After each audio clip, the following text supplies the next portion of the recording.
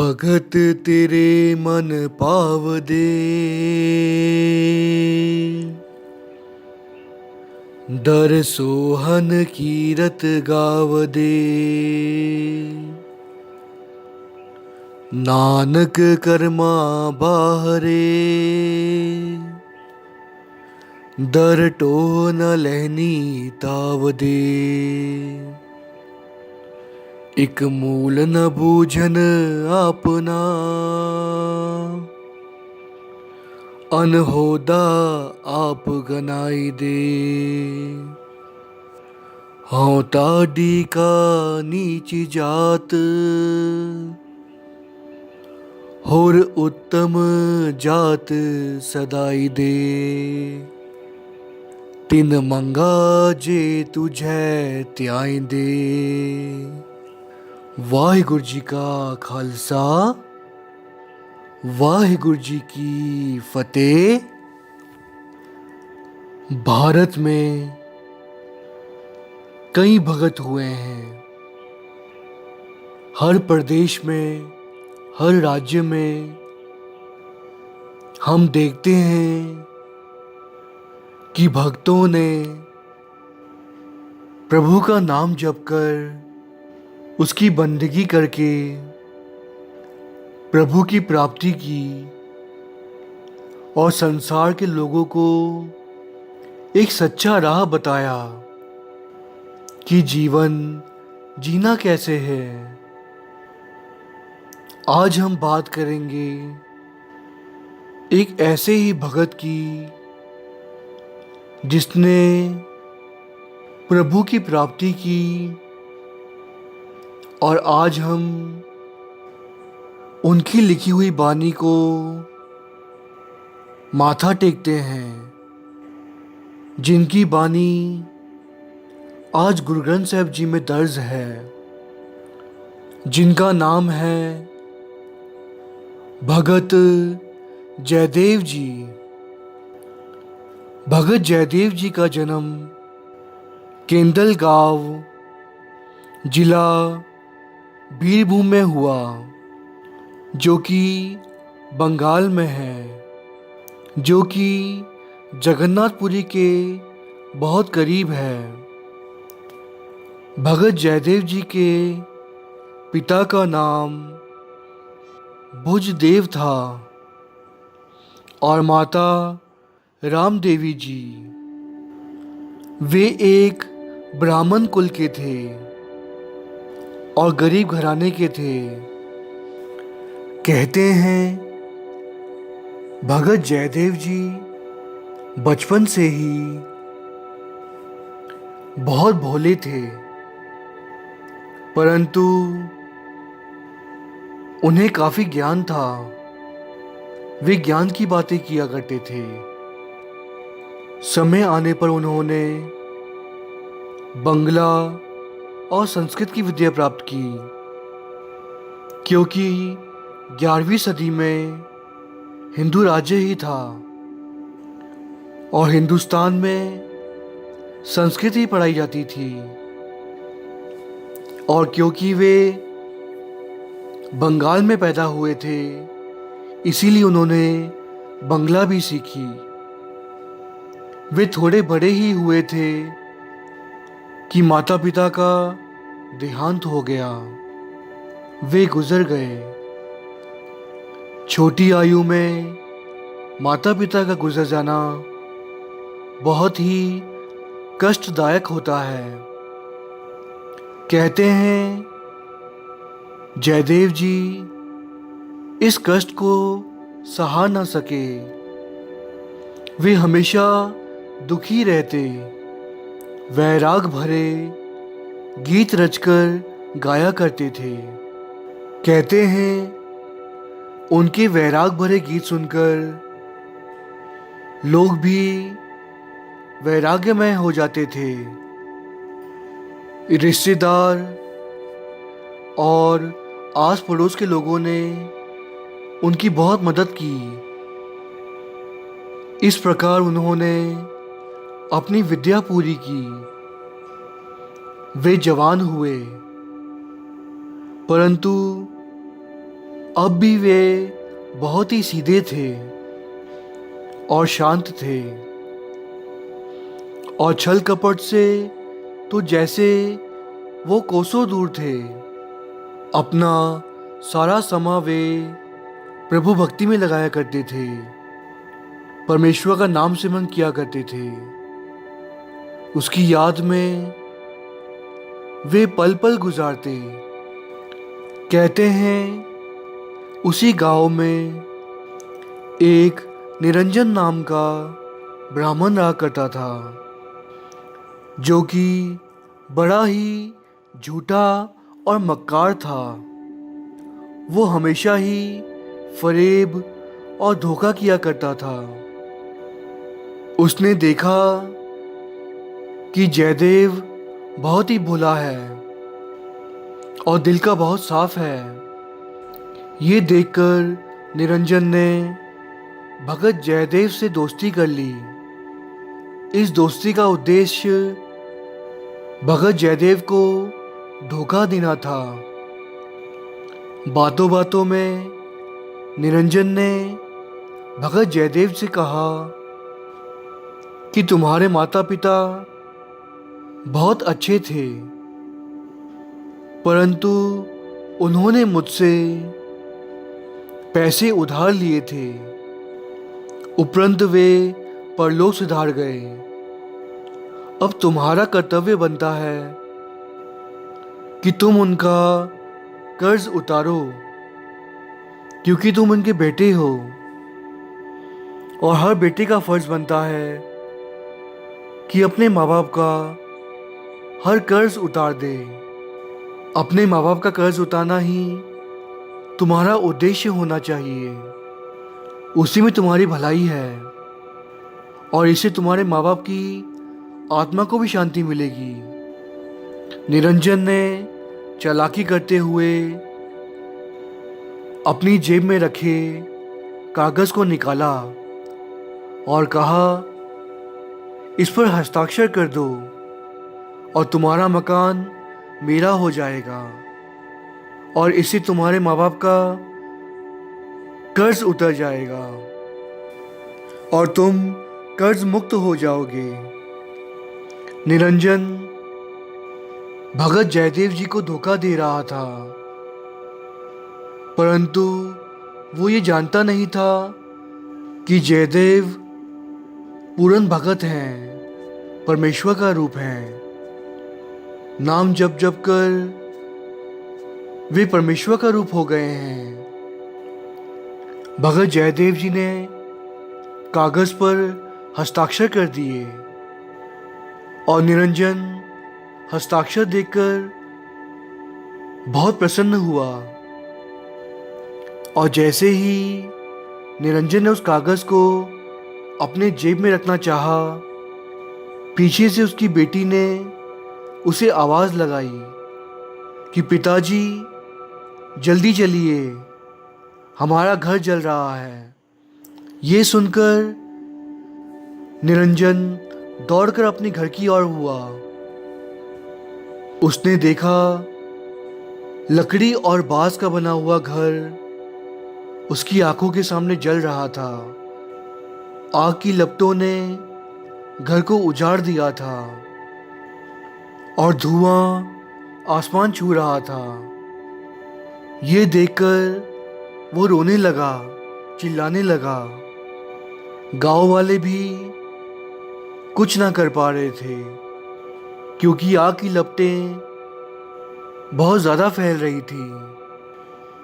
कहते हैं इसी बीच वहाँ जयदेव जी पधारे, और उनके आते ही आग शांत हो गई, जैसे कि कुछ हुआ ही ना हो, और ना ही वहाँ धुआं था।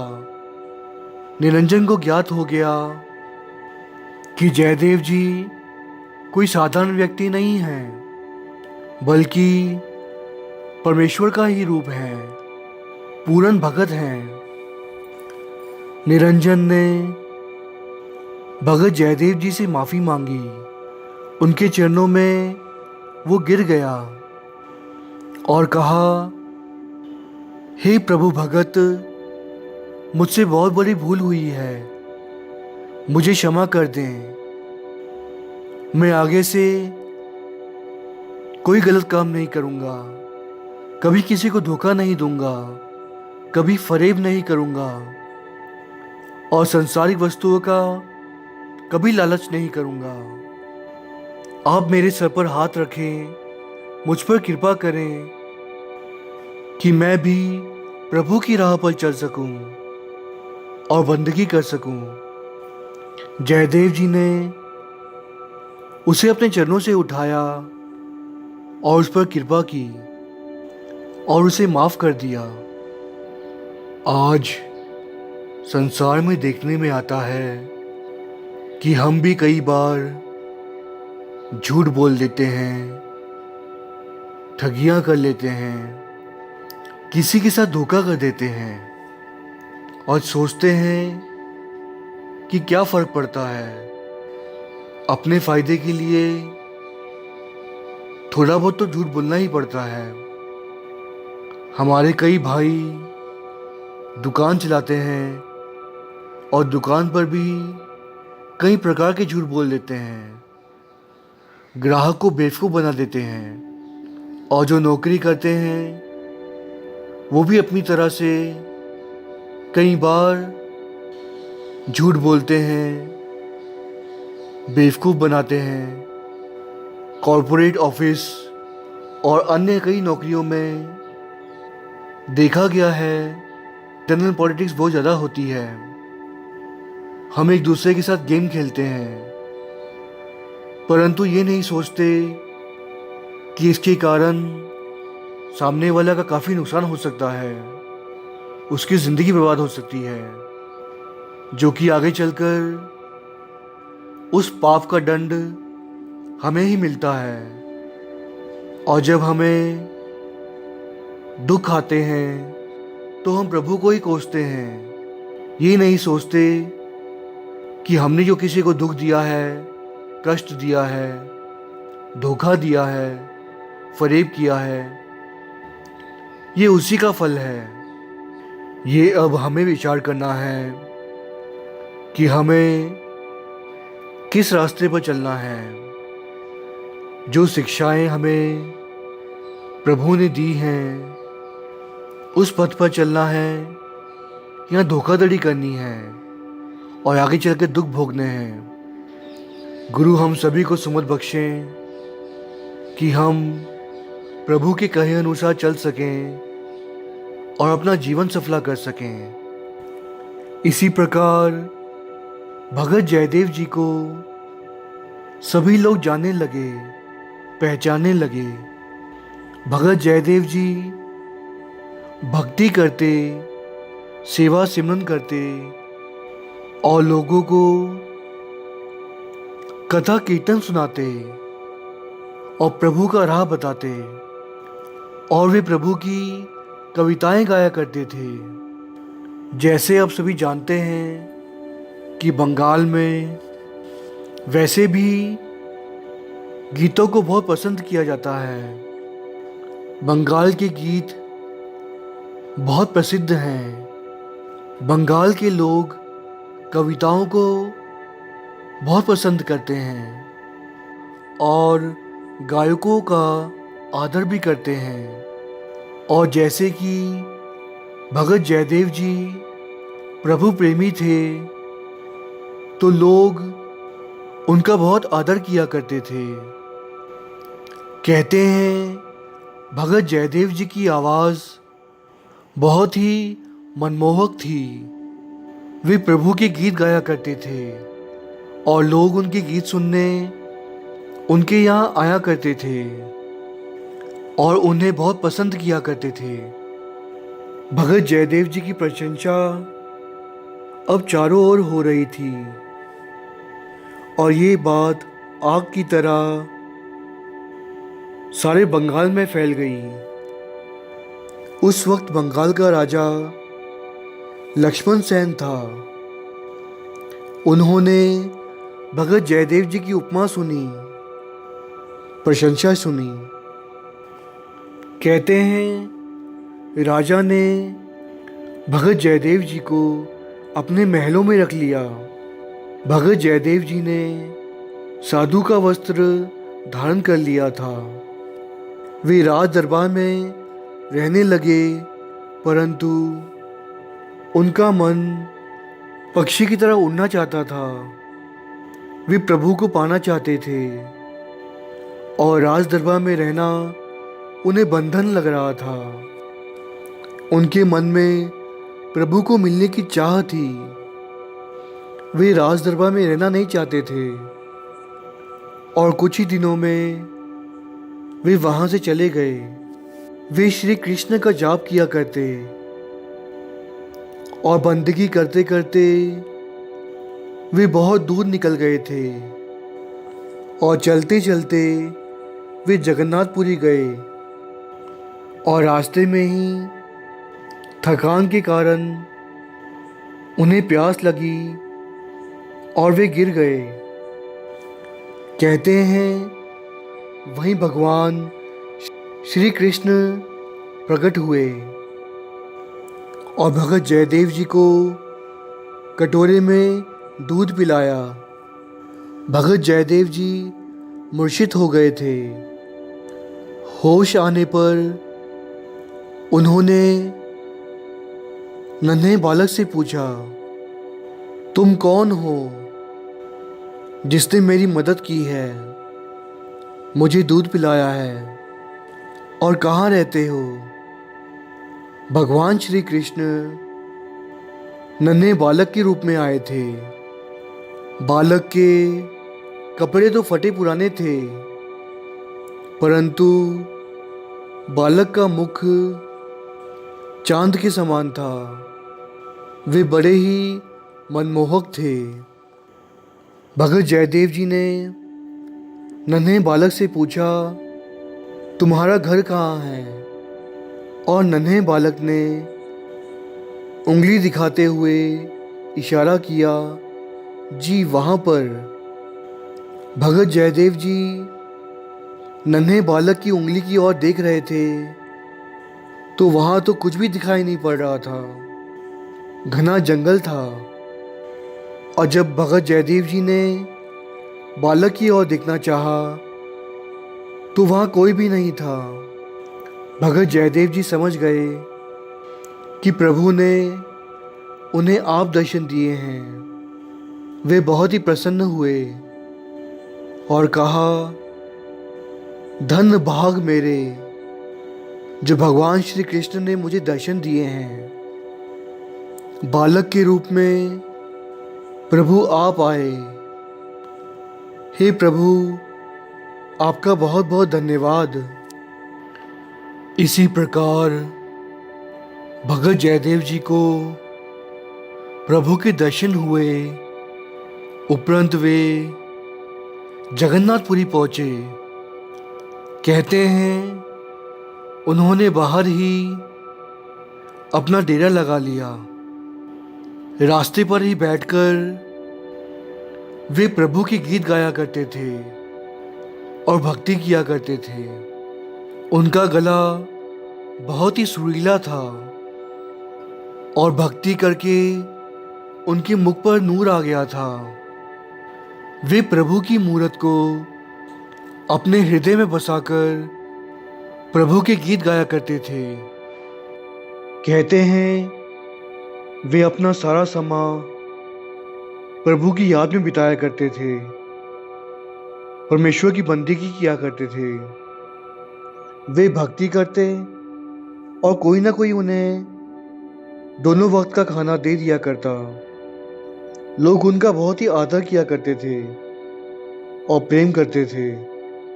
माताएं आती, उनके भजन सुनती और फल आदि उन्हें दे दिया करती। इसी प्रकार दिन बीत रहे थे। कहते हैं जगन्नाथपुरी में एक सुदेव ब्राह्मण आया करता था और जब भी वो प्रभु के दर्शनों के लिए आता, मंदिर में आता, तो रास्ते पर उन्हें भगत जयदेव जी मिलते उन्होंने लोगों से पूछा कि ये कौन है जो प्रभु की भक्ति इतनी प्रेम से किया करते हैं।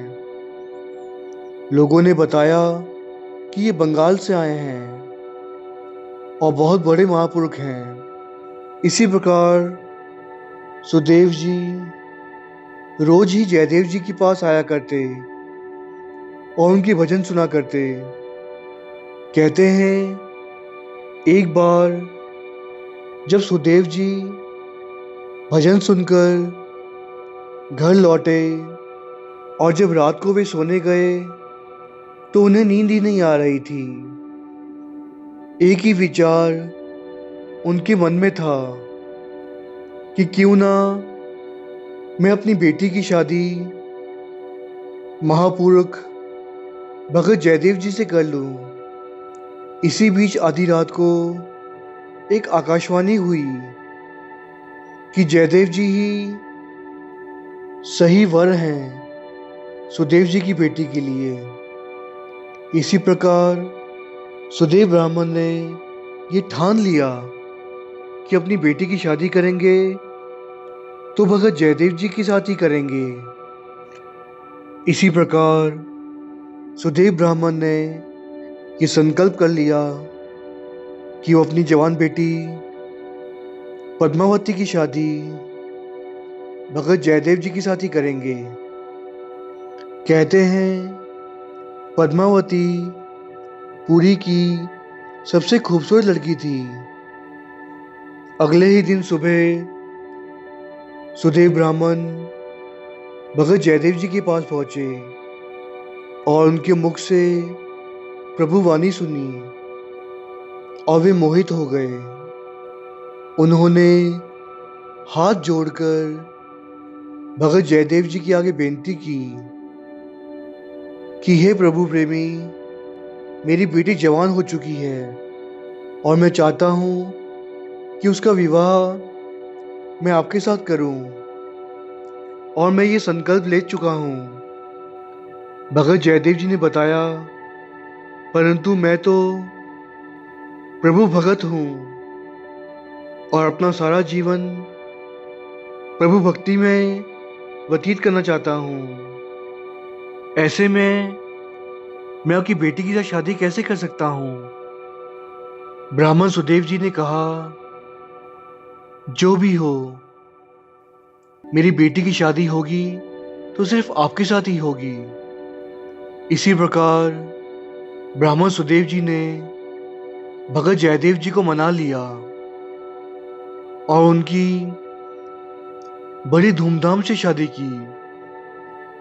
ब्राह्मण सुदेव जी बहुत खुश थे कि प्रभु प्रेमी परमेश्वर के भगत उनके दामाद बने हैं।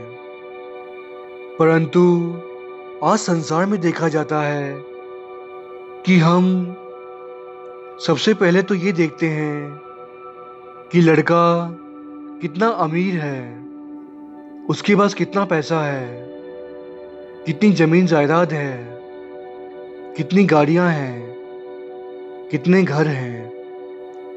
कोई वेले ही होते हैं जो अपनी बेटी की शादी एक प्रभु प्रेमी से करते हैं। इसी प्रकार भगत जयदेव जी की शादी हुई। उपरंत वे अपने घर की ओर रवाना हुए। भगत जयदेव जी सोच रहे थे कि हे प्रभु, पहले घर छुड़ाकर सन्यासी बना दिया और अपनी भक्ति कराकर गृहस्थी बना लिया। तेरी माया अपरंपार है। सच में इंसान जो चाहता है होता वही है जो प्रभु की इच्छा होती है। और पत्नी भी वो मिली जिसे शायद बड़े बड़े साहूकार, बड़े बड़े अमीर, बड़े बड़े राजघराने के लड़के ऐसी लड़की से शादी करना चाहते होंगे, क्योंकि कहते हैं पद्मावती उस समय की पुरी की सबसे खूबसूरत लड़की थी।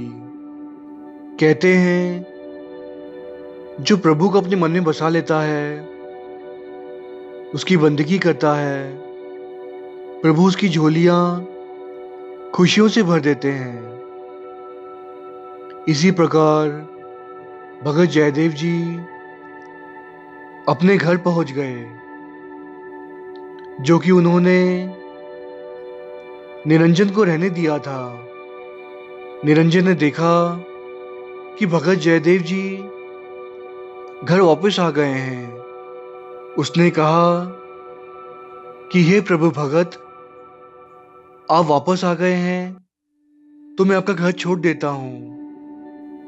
भगत जयदेव जी ने कहा कि ये घर बहुत बड़ा है, एक तरफ आप रहिए, एक तरफ हम रह लेंगे, कोई बात नहीं। निरंजन, जो कि बहुत बड़ा ठग था, धोखेबाज था, परंतु अब वो एक अच्छा इंसान बन गया था, जो प्रभु के साथ जुड़ता था और अच्छे विचार रखता था। भगत जयदेव जी ने गीत गोविंद की रचना की, जो कि कृष्ण भक्ति की प्रमुख रचना है।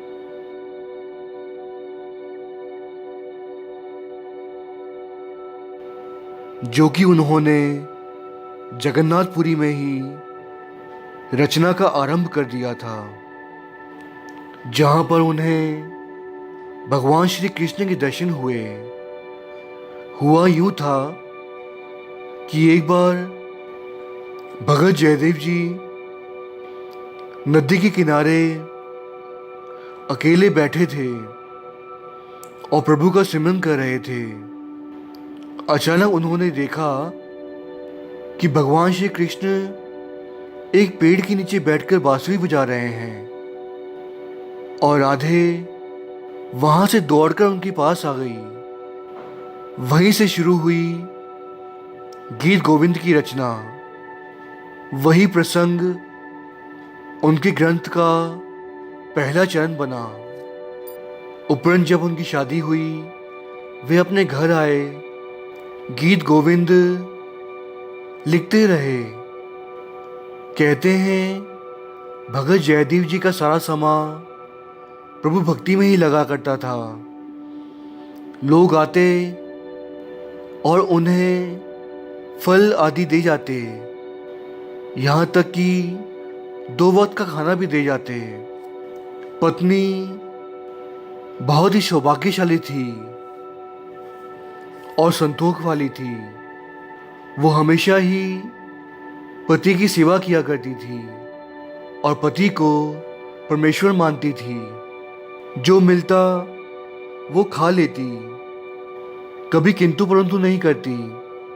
धन्य है पद्मावती, जिन्होंने अपने पति को परमेश्वर जानकर पूजा, उनकी सेवा की। और वैसे भी वो बड़े भगत थे। परंतु आज देखने में आता है कि पहले तो अगर कोई भक्ति की ओर चले, मंदिर गुरुद्वारे जाए, सेवा करे, तो घर में कलेश होते हैं कि कामकाज छोड़कर कि तुम किन कामों में लग गए हो, घर कैसे चलेगा, बच्चे कैसे पलेंगे, घर में कलह कलेश होते हैं। आज हम चाहते हैं कि हम सिर्फ पैसा कमाएं, माया के पीछे दौड़ें और आगे बढ़ें, परंतु हम इस संसार में आए क्यों हैं? हमें प्रभु ने भेजा क्यों है? पैसा कमाने के लिए, आगे बढ़ने के लिए, या घर परिवार चलाने के लिए? ये हमें मानुक देह मिली है ताकि हम प्रभु की प्राप्ति कर सकें। एक जमाना था जब पति को परमेश्वर माना जाता था, उसकी सेवा की जाती थी, परंतु आज माहौल बदल चुका है। ना तो पति परमेश्वर रहे और ना ही पत्नियां सेवा करने वाली मिलती हैं और ना ही संतोष रखती हैं। सभी को आजकल पैसा चाहिए, सभी माया के पीछे दौड़ रहे हैं। खैर, प्रभु हमें सुमत बख्शें, अपनी सही राह बताएं, ताकि हम अच्छे विचार रख सकें, अच्छे कर्म कर सकें और प्रभु की प्राप्ति कर सकें। कहते हैं गीत गोविंद का ग्रंथ अब पूरा होने को था, जिसमें उन्होंने प्रभु की लीला का वर्णन किया है। प्रभु की उपमा, भगवान श्री कृष्ण के गीत लिखे, कविताएं लिखी, परंतु हुआ यूं, उनकी दिनचर्या यही थी कि वे सुबह नदी पर स्नान करने जाते, उपरंत बैठकर गीत गोविंद की रचना किया करते थे। परंतु हुआ यूं कि गीत गोविंद का ग्रंथ अब अंतिम चरण में था। कुछ अंतिम श्लोक ही लिखने बाकी थे, परंतु ना जाने क्या हुआ, भगत जयदेव जी को कुछ सूझ ही नहीं रहा था कि अंतिम की पंक्तियां क्या होनी चाहिए। इस प्रकार समा बीत रहा था और आखिर में वे परेशान हो गए थे कि क्या किया जाए। पत्नी से कहा कि ना जाने क्या हुआ है, गीत गोविंद की अंतिम पंक्तियां क्या होंगी, कुछ सूझ ही नहीं रहा। पत्नी ने कहा, कोई बात नहीं, शायद प्रभु की यही इच्छा होगी, प्रभु भली करेंगे, आप परेशान मत होइए। इसी प्रकार अगले दिन जब सुबह अमृत वेले भगत जयदेव जी स्नान करने को नदी पर गए, तो हुआ यूं कि नदी पर पहुंचने से पहले ही वे वापस घर को लौटकर आ गए और पत्नी को बिना कुछ बोले गीत गोविंद ग्रंथ का अंतिम चरण लिख दिया और पत्नी से कहा, आज हम स्नान बाद में कर लेंगे, हमें बहुत भूख लगी है, आज पहले हम खाना खा लेंगे। पत्नी हैरान हुई कि हमेशा तो वो स्नान करके ही कुछ खाते हैं, परंतु आज इन्हें क्या हुआ। इसी प्रकार कहते हैं भगत जयदेव जी ने पत्तल में भोजन खाया और स्नान करने चले गए। उपरंत भगत जयदेव जी असल में स्नान करके वापस आए और घर पर लौटकर पत्नी को देखा कि वो खाना खाने जा रही हैं। पत्नी से कहा, आज क्या हुआ, मुझे खिलाने से पहले ही खा रही हो, सब ठीक तो है ना। पत्नी ने कहा, क्या, अभी तो आप वापस लौट कर आए थे, गीत गोविंद का आखिरी चरण पूरा किया और मैंने आपको खाना परोसा, अभी तो आपने खाना खाया, ये आप क्या कह रहे हैं। भगत जयदेव जी ने बिना कुछ कहे सबसे पहले तो ग्रंथ गीत गोविंद को खोला और देखा कि गीत गोविंद ग्रंथ का आखिरी चरण पूरा हो गया है। आखिरी की पंक्तियां सुनहरी अक्षरों में लिखी गई हैं। वे दोनों समझ गए कि प्रभु आप आए थे और गीत गोविंद की रचना कर दी। दरअसल भगत को अहंकार ना आ जाए, इसीलिए आखिरी की पंक्तियां प्रभु ने खुद लिख दी थी और ग्रंथ को मान बख्शा था। जिस प्रकार गुरु अमरदास साहिब जी मारू राग में फरमाते हैं, हर जियो अहंकार ना पावई, वेद कूक सुनावह। यहाँ पर सच्चे पातशाह कहते हैं कि प्रभु को अहंकार नहीं भाता, ये सभी वेद हमें पुकार पुकार कर कहते हैं। कहा जाता है कि प्रभु हमारे सभी अवगुण बख्श देता है, परंतु एक अहंकार ही नहीं बख्शता, जिसका कारण यह है कि जो अहंकारी पुरुष होता है वो सोचता है कि मैं ही सब कुछ हूँ, मेरे अंदर इतनी क्षमता है कि मैं सब कुछ कर सकता हूँ। और दरअसल करने वाला तो वो पिता परमेश्वर होता है। अगर हम ये सोचें कि हम सब कर रहे हैं तो वही मनुष्य की सबसे बड़ी भूल होती है। ऐसा सोचने पर ही कि मैं कर रहा हूँ, मनुष्य का किए कराए पर पानी फिर जाता है। जिस व्यक्ति के अंदर अहंकार आ गया उसे कोई नहीं बचा सकता, उसे तो डूबना ही है, भले वो आज डूबे या कल। बल्कि हमें तो ऐसी सोच रखनी है जिस प्रकार धनासरी राग में गुरु अमरदास साहब जी फरमाते हैं, करन कारण सबना का एको अवर न दूजा कोई। करने वाला तो सिर्फ एक पिता परमेश्वर हैं। प्रभु डोरी हाथ तुम्हारे, हम सबकी डोरी तो उसके हाथ में है। जैसा वो चला रहा है हम सभी चल रहे हैं। जिस प्रकार दास भी कथा करने बैठता है तो गुरु के चरणों में माथा टेककर यही अरदास करता है कि सच्चे पातशाह आप ही ने कृपा करनी है, आप ही ने कथा करनी है। दास को कुछ नहीं आता, मैं तो नासमझ हूँ, आप ही ने मेहर करनी है। यदि व्यक्ति ये सोचे कि वो करेगा तो ये उसकी भूल है। हमें सब कुछ अपना प्रभु पर सौंप देना है और अहंकार नहीं करना, तो ही भाग लगते हैं। तभी प्रभु हम पर कृपा करते हैं, हम पर रहमत करते हैं। धन है भगत जयदेव जी, जिन पर प्रभु ने इतनी कृपाएं की। उनका ग्रंथ आप संपूर्ण किया। ये सब कुछ सुनकर हर कोई भगत जयदेव जी की उपमा कर रहा था, प्रशंसा कर रहा था। इसी बीच भगत जयदेव जी ने ग्रंथ गीत गोविंद की एक कॉपी तैयार कर ली।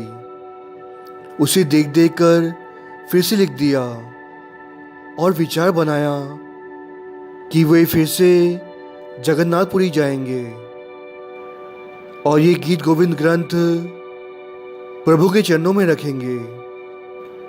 जगन्नाथपुरी का राजा ब्राह्मण था और अहंकारी था, जो अपने आप को सर्वश्रेष्ठ समझता था और अपने आप को बहुत बड़ा विद्वान मानता था।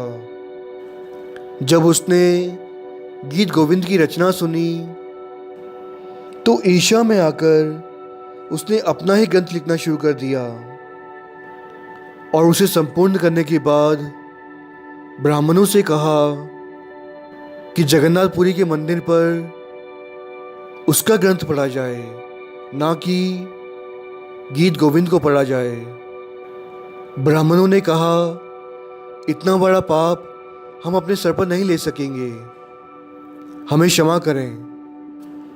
और हुआ यूं कि विचार विमर्श करने के बाद एक फैसला लिया गया कि दोनों ही ग्रंथ, गीत गोविंद और राजा का ग्रंथ, दोनों ही प्रभु के चरणों में रखे जाएंगे और प्रभु की इच्छा जो होगी वही होगा।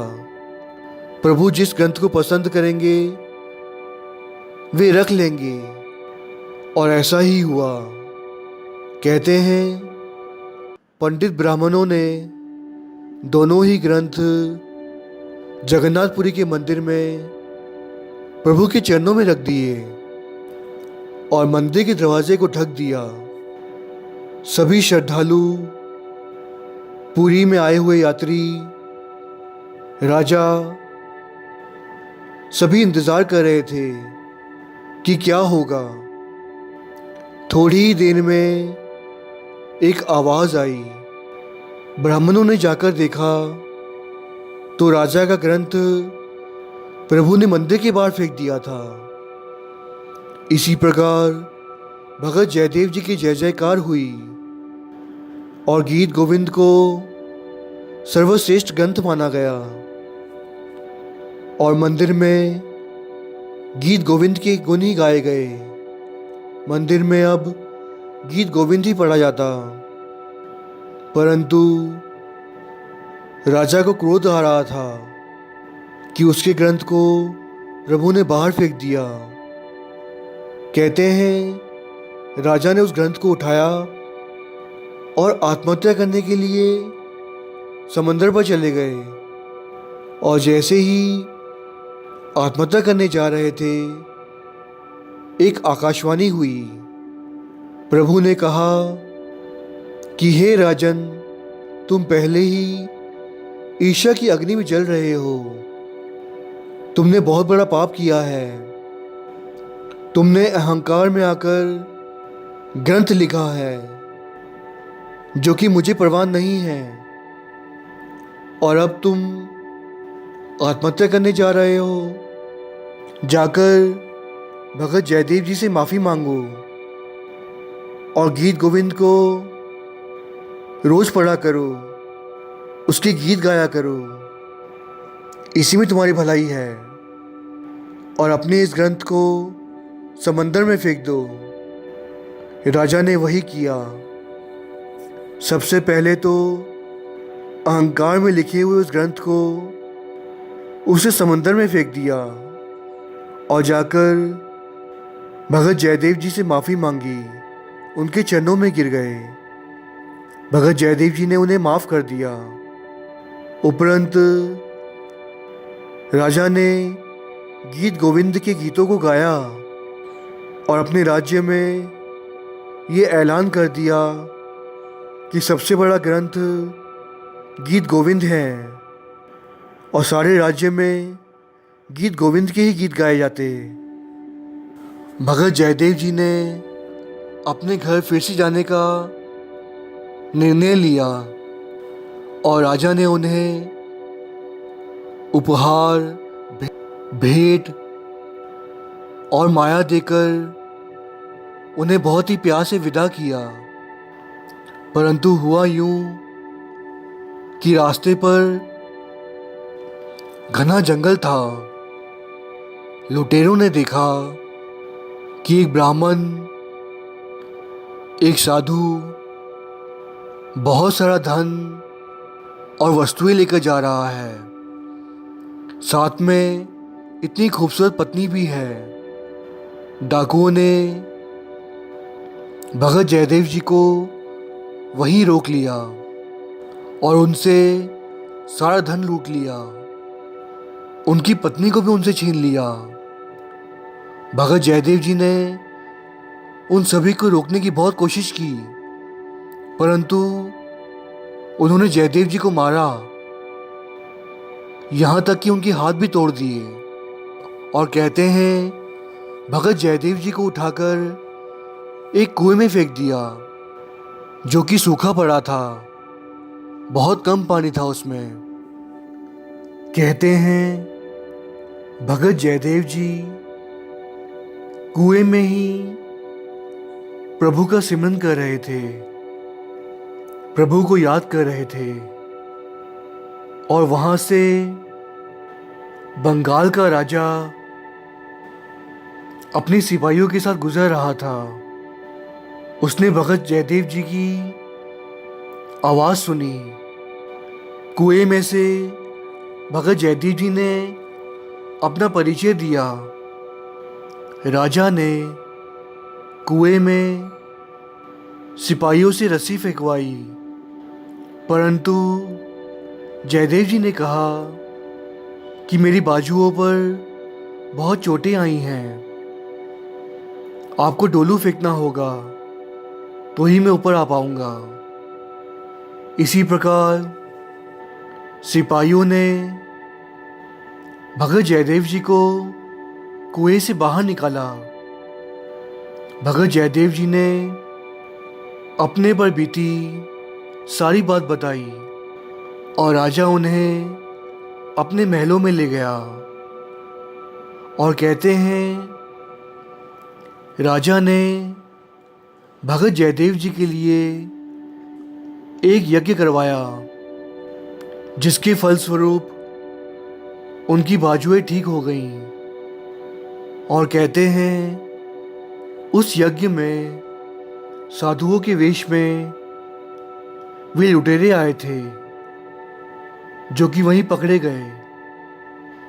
और पता चला कि भगत जयदेव जी की पत्नी उनके गांव केंदल में है। वहीं से उन्हें बुलवा लिया गया। कहते हैं भगत जयदेव जी कई समय तक राजा के महलों में रहे, परंतु भगत जयदेव जी ने कहा कि मेरी बहुत इच्छा है कि मैं वापस अपने घर जाऊं, परंतु राजा की इच्छा नहीं थी उन्हें वापस भेजने की। परंतु भगत जयदेव जी की इच्छा का उन्होंने मान रखा और बहुत ही आदर से बहुत सारा धन देकर अपने सिपाहियों को उनके साथ भेजा और उन्हें विदा किया। भगत जयदेव जी अपने घर पहुँचे और उन्होंने धर्म का प्रचार किया, लोगों को प्रभु के साथ जोड़ा और अंत में उनके जाने का समय आया। उन्हें ये 5 तत्वों का शरीर छोड़ना था। वे भजन करते करते, प्रभु के गीत गाते गाते वे ज्योति ज्योत समा गए। उनकी पत्नी ने भी शरीर छोड़ दिया और वे भी स्वर्गलोक चली गईं। भगत जयदेव जी के घर के पास जो गंगा बहती थी उसे जयदेई गंगा कहा जाता है और लोग आज भी गीत गोविंद के भजन गाते हैं और प्रभु को याद करते हैं। धन्य है भगत जयदेव जी, जिन्होंने प्रभु की प्राप्ति की और लोगों को प्रभु के साथ जोड़ा। आज हम जब गुरु ग्रंथ साहिब जी को माथा टेकते हैं, तब हम भगत जयदेव जी को ही माथा टेक रहे होते हैं, क्योंकि गुरु ग्रंथ साहिब जी में उनका शब्द है। जब गुरु अर्जन देव जी ने भक्तों की वाणी को एकत्र किया और एक ग्रंथ तैयार किया, जिसका पहला प्रकाश बाबा बुड्ढा जी ने किया था। उपरंत गुरु गोबिंद सिंह महाराज जी ने गुरु ग्रंथ साहिब जी को गुरगद्दी सौंपी और सिखों को हुक्म दिया, सब सिखन को हुक्म है गुरु मान्यो ग्रंथ। गुरु अर्जन देव जी ने भगत जयदेव जी की बानी ग्रंथ साहिब में जोड़ी थी, जिसका हम आदर करते हैं, सम्मान करते हैं और गुरु मानते हैं। भगत जयदेव जी की ये बानी गुजरी राग में है।